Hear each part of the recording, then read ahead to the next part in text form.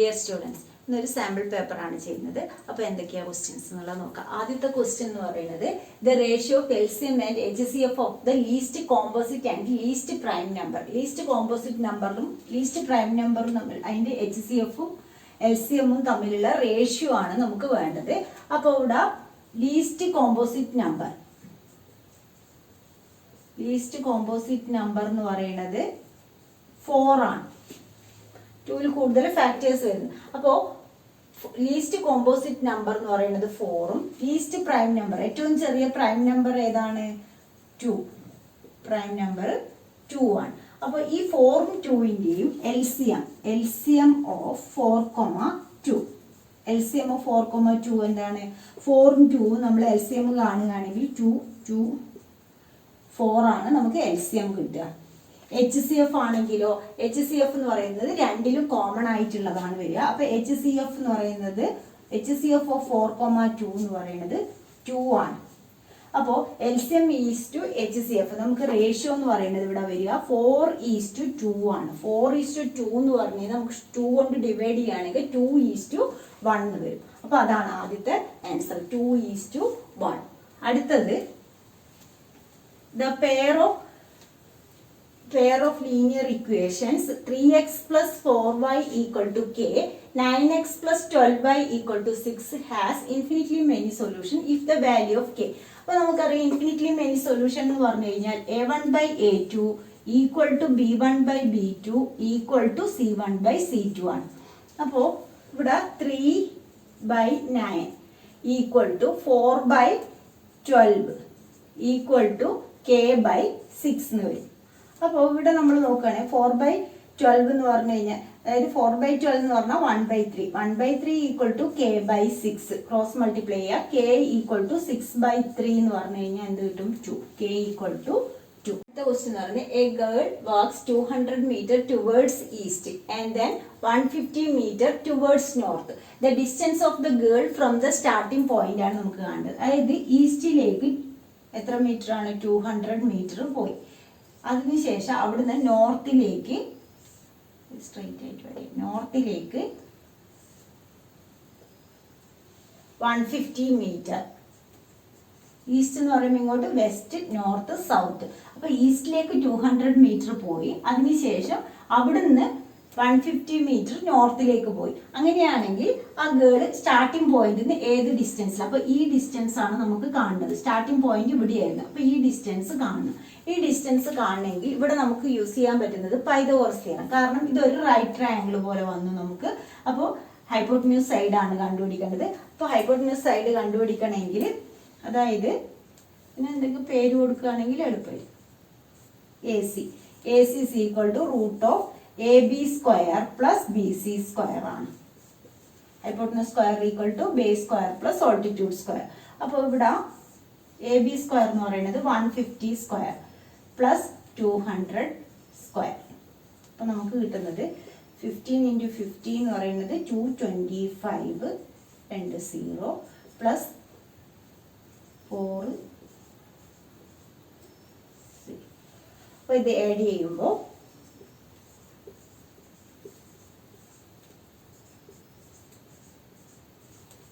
005 625. അതായത് 625 അപ്പൊ 625 എന്ന് പറയുന്നത് ഏതിൻ്റെയാണ്? 25ൻ്റെ. അത് 2 0-ന് ഒരു 0 പറയും. അപ്പൊ 250 മീറ്റർ. അപ്പൊ ഇതിന്റെ ആൻസർ എന്ന് പറയുന്നത് 250 മീറ്റർ. സ്റ്റാർട്ടിംഗ് പോയിന്റ് എന്നുള്ള ഡിസ്റ്റൻസ്, അതായത് ആദ്യം ഈസ്റ്റിലേക്ക് പോയി അവിടുന്ന് 150 നോർത്തിലേക്ക് പോയപ്പോൾ സ്റ്റാർട്ടിംഗ് പോയിന്റ് എന്നുള്ള ഡിസ്റ്റൻസ് എത്രയാണെന്നാണ് ചോദിച്ചിട്ടുള്ളത്. അപ്പോൾ AC ആണ് കാണേണ്ടത്. ഇത് കണ്ടുപിടിക്കുക പൈതഗോറസ് തിയറി യൂസ് ചെയ്തിട്ട്. The length of the diagonals of a rhombus are 24 cm and 32 cm. Then the perimeter of the rhombus ആണ് നമുക്ക് കാണേണ്ടത്. അപ്പോൾ റോംബസിൽ നമുക്കറിയാം ഡയഗണൽസ് എന്താണ്? പെർപെൻഡിക്കുലർ ബൈസെക്ടർ ആണ്. അപ്പോൾ ഇങ്ങനെ ബൈസെക്ട് ചെയ്യുന്ന സമയത്ത് നമുക്ക്, അതായത് ഇത് 2 ഹാഫും ഈക്വൽ ആയിരിക്കും. ഒന്ന് 32ഉം ഒന്ന് 24ഉം ആണുള്ളത്. അപ്പൊ 24 എന്ന് പറയുമ്പോൾ ഈ ഹാഫ് ഇവിടെ തൊട്ട് ഇവിടം വരെയുള്ള ഡിസ്റ്റൻസ് എന്ന് പറയുന്നത് 24ന്റെ ഹാഫ്. അപ്പൊ എത്രയാണ്? 12. അപ്പൊ ഈ ഡിസ്റ്റൻസ് 12. അതുപോലെ 32ന്റെ ഹാഫ് എന്ന് പറയുമ്പോൾ എത്രയാണ് 1 6 16 ഈ ഡിസ്റ്റൻസ് എന്ന് പറയുന്നത് 16 അതായത് ഈ ഹാഫ് 16 ഈ ഹാഫ് 16 ഇത് 12 ഇത് 12 അങ്ങനെയാണ് ഉണ്ടാകുക. ഇതിന്റെ സൈഡ് കണ്ടുപിടിക്കുക. നമുക്ക് ഇവിടെ പെരിമീറ്റർ ആണ് വേണ്ടത്. പെരിമീറ്റർ കാണണമെങ്കിൽ സൈഡ് അറിയണം. 4 സൈഡാണ് ഉള്ളത്. അപ്പോൾ ഒരു സൈഡ് ഇൻറ്റു 4 ചെയ്ത് കഴിഞ്ഞാൽ നമുക്ക് റോംബസിന്റെ പെരിമീറ്റർ കിട്ടും. അപ്പോൾ ഈ ഒരു സൈഡ് കണ്ടുപിടിക്കാൻ വേണ്ടിയിട്ട് ഇത് പെർപെൻഡിക്കുലർ ബൈസെക്ടർ ആണ്. അപ്പോൾ 90 ഡിഗ്രി ഇതിൽ നമുക്ക് എ ബി സി ഡി എന്ന് പേര് കൊടുക്കുകയാണെങ്കിൽ എ ബി എന്ന് പറയുന്നത് എന്താണ്? അവിടെ A B equal to root of Pythagoras theorem use ചെയ്യുക. 16 സ്ക്വയർ പ്ലസ് 12 സ്ക്വയർ. അപ്പോൾ 16 സ്ക്വയർ എന്ന് പറഞ്ഞു കഴിഞ്ഞാൽ 256. 256 പ്ലസ് 144. അപ്പോൾ എത്രയാണ് വരുന്നത്? 256ഉം 144ഉം ആഡ് ചെയ്ത് കഴിഞ്ഞാൽ 400. അപ്പോൾ 400 എന്ന് പറയുമ്പോൾ റൂട്ട് 400. എ ബി എന്ന് പറയുന്നത് നമുക്ക് 20 ആണ് കിട്ടുന്നത്. 4 സൈഡാണുള്ളത്. അപ്പോൾ 20 ഇൻറ്റു 4 പെരിമീറ്റർ എന്ന് പറയുന്നത് എന്തായിരിക്കും? Perimeter equal to 20 into 4 that is equal to 80. അപ്പോൾ ഇവിടെ പെരിമീറ്റർ എന്ന് പറയുന്നത് 80 ആണ്. അടുത്തത് അതില്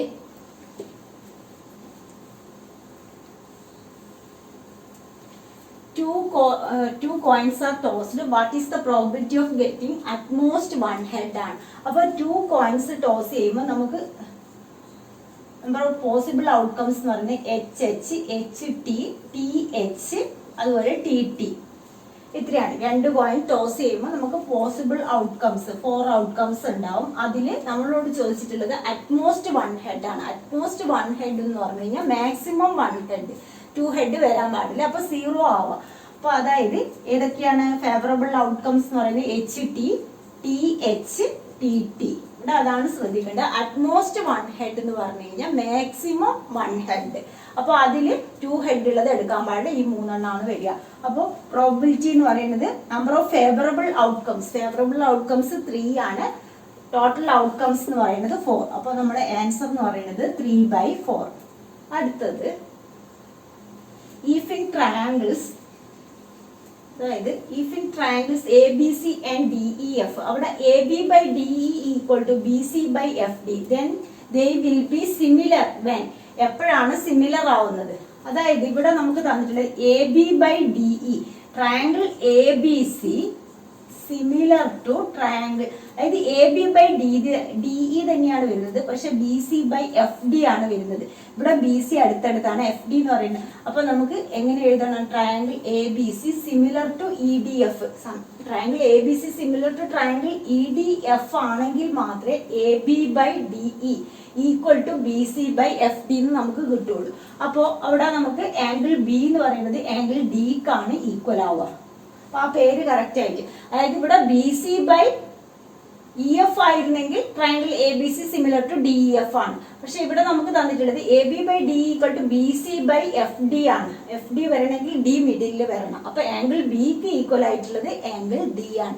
2 ട്രയാങ്കിൾ സിമിലർ ആണെങ്കിൽ അതിന്റെ എല്ലാ ആംഗിൾസും ഈക്വൽ ആയിരിക്കും, സൈഡ്സ് പ്രൊപ്പോർഷണൽ ആയിരിക്കും. അപ്പോൾ ആംഗിൾ A ആംഗിൾ Eക്കാണ് ഈക്വൽ, ആംഗിൾ B ആംഗിൾ Dക്ക്, ആംഗിൾ C ആംഗിൾ Fനാണ്. അപ്പോൾ നമ്മുടെ ആൻസർ എന്ന് പറയുന്നത് angle B equal to angle D.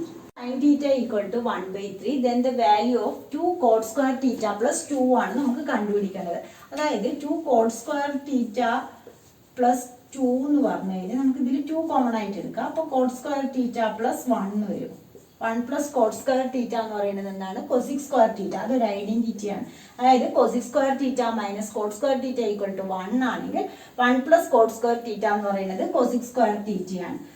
അപ്പോൾ ഇവിടെ സൈൻ തീറ്റ ഈക്വൽ ടു 1/3 ആണെങ്കിൽ കൊസിക് തീറ്റ എന്ന് പറയുന്നത് എന്തായിരിക്കും? അതിന്റെ റെസിപ്രോക്കൽ 3 ആയിരിക്കും. അപ്പോൾ ഇത് 2 × 3², അതായത് 9 × 2 എന്ന് പറയുന്നത് 18 ആണ് വരിക.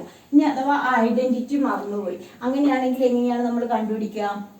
അതായത് കോട്ട് സ്ക്വയർ തീറ്റയാണ് വേണ്ടത്. കോട്ട് സ്ക്വയർ തീറ്റ എന്ന് പറയുന്നത് ടാൻ തീറ്റ അറിയുകയാണെങ്കിൽ അതിന്റെ റെസിപ്രോക്കൽ, ടാൻ തീറ്റ അറിയുകയാണെങ്കിൽ ഇവിടെ ഓപ്പോസിറ്റ് സൈഡ് ബൈ ഹൈപ്പോട്ടിന്യൂസ് ആണെന്നുള്ളത്. അപ്പൊ അഡ്ജസന്റ് സൈഡ് നമ്മൾ കണ്ടുപിടിക്കണം. അഡ്ജസന്റ് സൈഡ് എന്ന് പറയുന്നത് hypotenuse square minus opposite square, opposite സൈഡിന്റെ സ്ക്വയർ. അപ്പൊ 3² എന്ന് പറഞ്ഞാൽ 9 - 1. അപ്പൊ അവിടെ 9 - 1 എന്ന് പറഞ്ഞാൽ √8 ആണ് വരുന്നത്. അപ്പൊ √8 എന്ന് പറയുമ്പോൾ അതില് നമുക്ക് ടാൻ തീറ്റ എന്ന് പറയുന്നത്, കോട്ട് തീറ്റ എന്ന് പറയുന്നത് എന്തായിരിക്കും?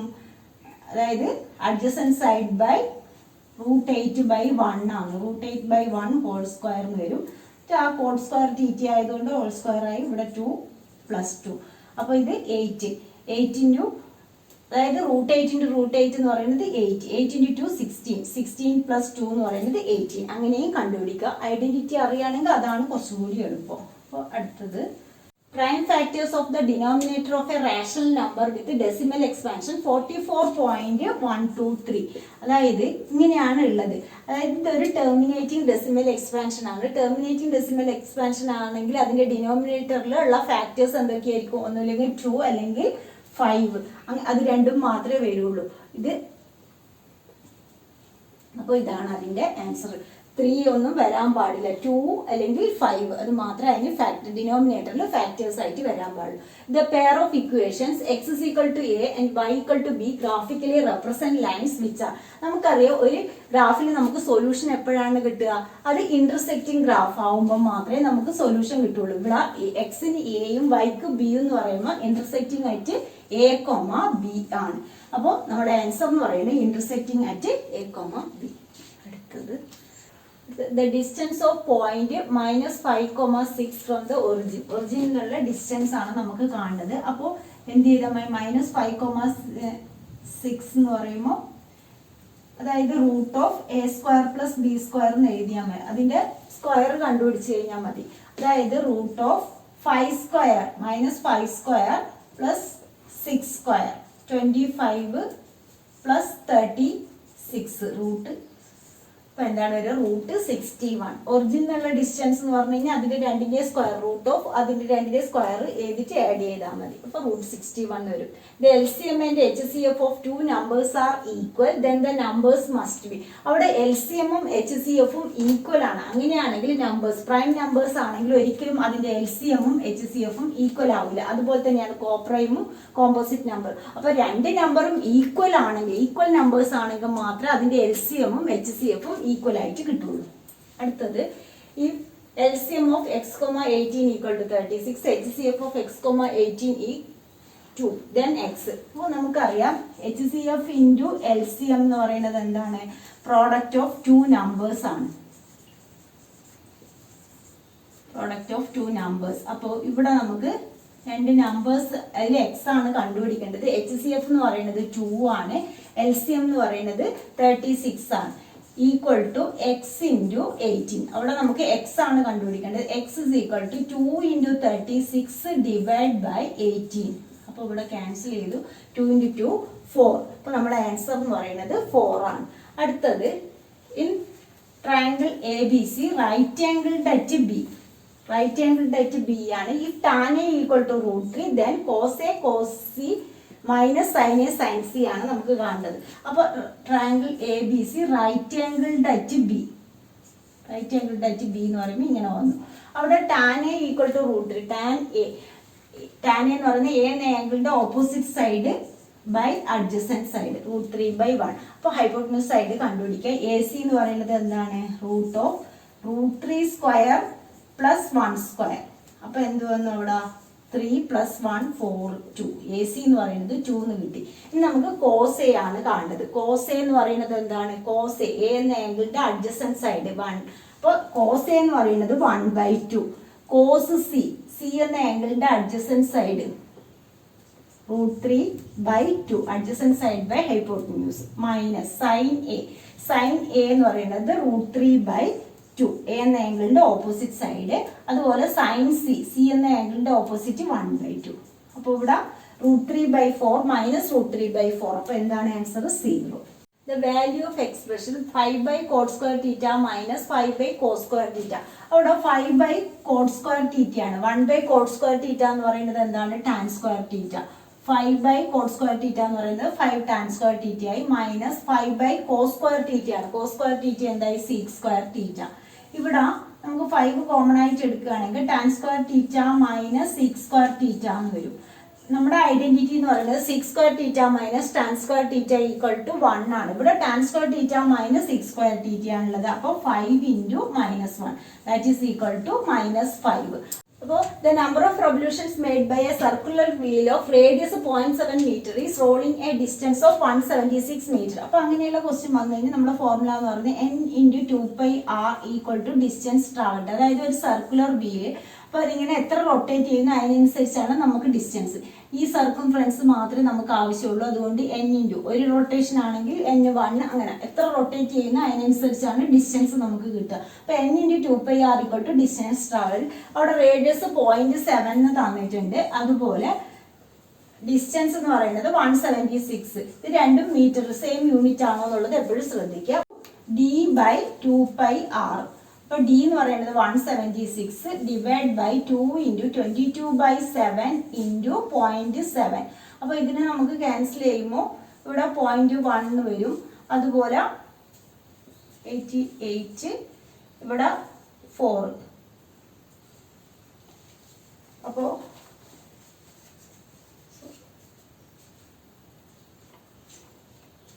ഡിനോമിനേറ്ററിലാണ് 0.1 ഉള്ളത്. 4 ഇങ്ങനെയാണ് ഉള്ളത്.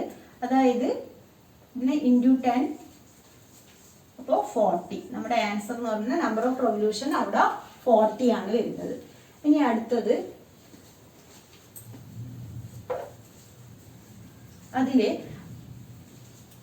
triangle ABC is such that AB equal to 3 cm, DC is equal to 2 cm, CA equal to 2.5 cm. If triangle ABC similar to triangle DEF, EF equal to 4 cm. Triangle ABC similar to triangle DEF ആണെങ്കിൽ അതിന്റെ sides എന്തായിരിക്കും? Proportional ആയിരിക്കും. AB by DE equal to BC by EF equal to CA by DF. ഇങ്ങനെയാണ് നമുക്ക് കിട്ടുക. അപ്പോൾ AB ഇവിടെ നമുക്ക് EF എന്ന് പറയുന്നത് 4 ആണ്. അപ്പോൾ ഇവിടെ AB BC CA നമുക്ക് തന്നിട്ടുണ്ട്. എന്താണ് കാണേണ്ടത്? പെരിമീറ്റർ ഓഫ് DEF ആണ് കാണേണ്ടത്. പെരിമീറ്റർ ഓഫ് DEF എന്ന് പറയുന്നത് ഇവിടെ നമ്മൾ EF 4 ആവുമ്പോൾ AB അതായത്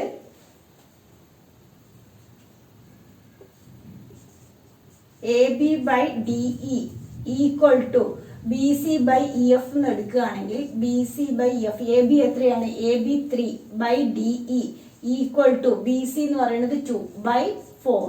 2/4 എന്ന് പറഞ്ഞു കഴിഞ്ഞാൽ അവിടെ അതായത് EF 4 എന്ന് തന്നിട്ടുണ്ട് 1/2.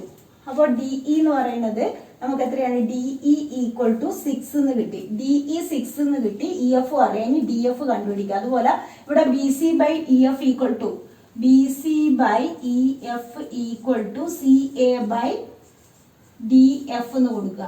അപ്പോൾ BC എത്രയാണ്? BC എന്ന് പറയുന്നത് 2/4 ഈക്വൽ ടു CA എന്ന് പറയുന്നത് 2.5 by DF.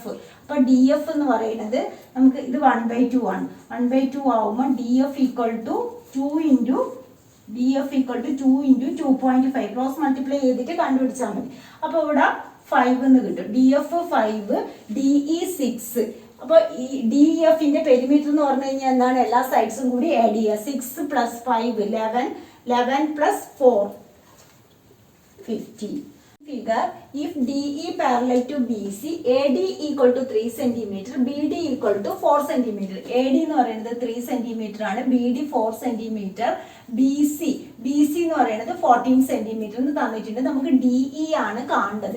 അവിടെ DE കാണണമെങ്കിൽ നമുക്ക് ക്വസ്റ്റ്യനിൽ അവിടെ തന്നിട്ടുള്ളത് DE parallel to BC ആണ്. DE parallel to BC എന്ന് പറഞ്ഞു കഴിഞ്ഞാൽ ഇതിന്റെ കറസ്പോണ്ടിങ് ആംഗിൾസ് ഈക്വൽ ആയിരിക്കും. ഈ രണ്ട് ആംഗിളും ഈക്വൽ ആയിരിക്കും. രണ്ട് പാരലൽ ലൈൻ ഒരു ട്രാൻസ്വേഴ്സൽ കട്ട് ചെയ്യുമ്പോൾ അതിന്റെ കറസ്പോണ്ടിങ് ആംഗിൾസ് ഈക്വൽ ആയിരിക്കും. ഇവിടെ നമുക്ക് ക്വസ്റ്റ്യനിൽ DE parallel to BC ഇവിടെ നമുക്ക് ബേസിക് പ്രൊപ്പോർഷണാലിറ്റി തിയറി എടുത്തിട്ട് ചെയ്യാൻ പറ്റില്ല. കാരണം നമുക്ക് കണ്ടുപിടിക്കേണ്ടത് DE ആണ്. അപ്പോൾ ഇതിൽ നമ്മൾ ഈ രണ്ട് ട്രയാങ്കിൾ സിമിലർ ആണെന്ന് പറയാം. അതായത് ട്രയാങ്കിൾ ABCയും ട്രയാങ്കിൾ ADയും സിമിലർ ആണെങ്കിൽ മാത്രമേ നമുക്ക് അതിന്റെ സൈഡ്സ് പ്രൊപ്പോർഷണൽ ആയിട്ട് എടുത്തിട്ട് DE കണ്ടുപിടിക്കാൻ പറ്റുള്ളൂ. അപ്പോൾ ഇവിടെ നമുക്ക് AA സിമിലാരിറ്റിയിൽ ഈ രണ്ട് ട്രയാങ്കിൾ സിമിലർ ആണെന്ന് പറയാം. അതായത് ട്രയാങ്കിൾ ADEയും ABCയിൽ ആംഗിൾ A കോമൺ ആണ്. ആംഗിൾ D ആംഗിൾ Bക്ക് ഈക്വൽ ആണ്. Therefore by AA similarity triangle ADE similar to triangle ABC ആണ്. ഈ രണ്ട് ട്രയാങ്കിൾ സിമിലർ ആണെങ്കിൽ അതിന്റെ സൈഡ്സ് പ്രൊപ്പോർഷണൽ ആയിരിക്കും. അപ്പൊ നമുക്ക് എങ്ങനെ എഴുതാം? AD by AB equal to നമുക്ക് DE ആണ് കാണേണ്ടത്. DE by BC എന്ന് എഴുതുക. അപ്പൊ അപ്പൊ ഇങ്ങനെ എഴുതി കഴിഞ്ഞാൽ എ ഡി എത്രയാണ്? എ ഡി 3 ആണ്. എ ബി എന്ന് പറയുന്നത് A D plus D B, അപ്പൊ എത്രയാണ്? 7 ഈക്വൽ ടു ഡി ഇ ആണ് കണ്ടുപിടിക്കേണ്ടത്. ബി സി എന്ന് പറയുന്നത് 14. അപ്പൊ ക്രോസ് മൾട്ടിപ്ലൈ ചെയ്യുക. D E equal to 3/7 into 14. അപ്പൊ ഇത് ക്രോസ് മൾട്ടിപ്ലൈ ചെയ്യുമ്പോൾ 2 6. ഡി ഇ എന്ന് പറയുന്നത് നമുക്ക് 6 എന്ന് കിട്ടും. അടുത്തത് അതില് ഈ 4 tan theta equal to 3. Then 4 sin theta minus 3 cos theta by 4 sin theta plus 3 cos theta ആണ്. അപ്പോൾ tan theta എന്ന് പറയുന്നത് എന്താണ്? അവിടെ 3/4 ആണ്. tan theta 3/4 opposite side by adjacent side അറിയാമെങ്കിൽ ഹൈപ്പോട്ടനസ് സൈഡ് എന്ന് പറയുന്നത് എന്താണ്? Hypotenuse side equal to √3². ഇത് പൈതഗോറിയൻ ട്രിപ്ലെറ്റ് ആണ്. അതുകൊണ്ട് തന്നെ ഹൈപ്പോട്ടനസ് സൈഡ് എന്തായിരിക്കും? 5 ആയിരിക്കും. അങ്ങനെയും ചെയ്യാം. ഇല്ലെങ്കിൽ ഇതിനെ ഫുള്ള് നമ്മൾ കോസ് തീറ്റ കൊണ്ട് ഡിവൈഡ് ചെയ്യുക. അപ്പോൾ 4 sin theta by cos theta minus 3/cos theta by cos theta വരും. അതുപോലെ ഇവിടെയും ചെയ്യുമ്പോൾ ഇവിടെ നമുക്ക് അങ്ങനെയും ചെയ്യാം. അല്ലെങ്കിൽ sin theta കണ്ടുപിടിച്ച് സബ്സ്റ്റിറ്റ്യൂട്ട് ചെയ്ത് ഏത് രീതിയിൽ ചെയ്താലും കുഴപ്പമില്ല.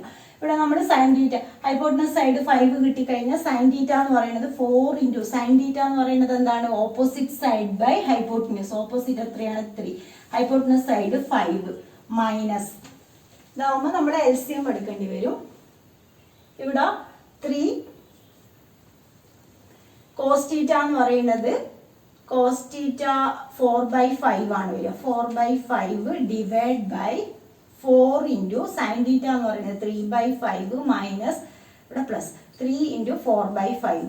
അപ്പോൾ ഇവിടെ നമുക്ക് എല്ലാത്തിലും ഡിനോമിനേറ്ററിൽ 5 ഉള്ളത് കൊണ്ട് അത് ക്യാൻസൽ ആണ്. 4 ഇൻറ്റു 3 എന്ന് പറയുന്നത് 12. 12 മൈനസ് 12 ഡിവൈഡ് ബൈ 5 ബൈ അവിടെ ഇത് തന്നെ 0 ആയി. അപ്പൊ അതിന്റെ ബാക്കി നമുക്ക് നോക്കേണ്ട കാര്യമില്ല. 0 ആയി. ന്യൂമറേറ്റർ 0 ആയി കഴിഞ്ഞാൽ ബാക്കിയുള്ളത് എന്തായാലും 0 ആയിരിക്കും. 0/anything 0 തന്നെ. അപ്പൊ അടുത്തത്